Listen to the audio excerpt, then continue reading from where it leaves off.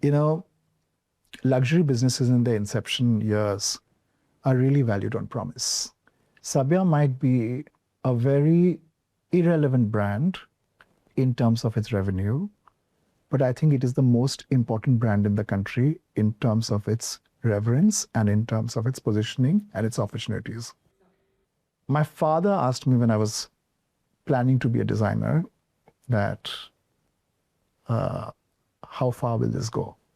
Because he wanted me to be a doctor and I didn't. And I told him, mark my words, I'm going to become India's biggest designer in the next 15 to 20 years.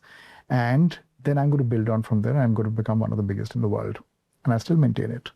I'll tell you the reason why I say this with so much authority. Because the opportunity is in being Indian itself. Because, when I look at luxury today, worldwide it's failing because you're appropriating products from different parts of the world. Because you see, luxury really, when you look at luxury brands, the real premise of luxury brands is authenticity, provenance, and culture. Mm. Where else in the world can you find something that is more stronger than what India has to offer? For a long time, whatever we had was appropriated by the West. But today, with a more sensible, discerning, globally connected audience, they are going to buy luxury products from companies who have their provenance right. You're not going to buy a kimono from a French company, you're going to buy it from a Japanese company.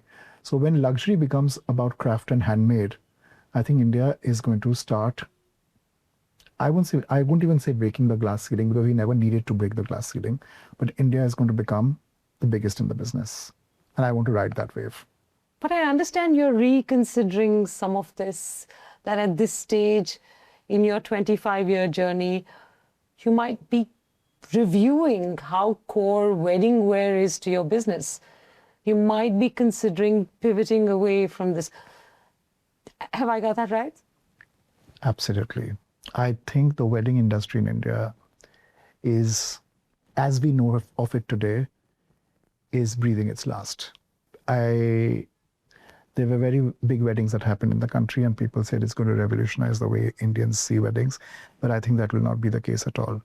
When I look at this country, I see a plane full of people just hopping from weddings to weddings to weddings to weddings, and I have to ask myself a question: when do these people work?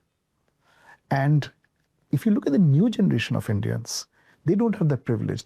When you start working very hard for your money, irrespective of how rich you are, you're also conscious about consumption.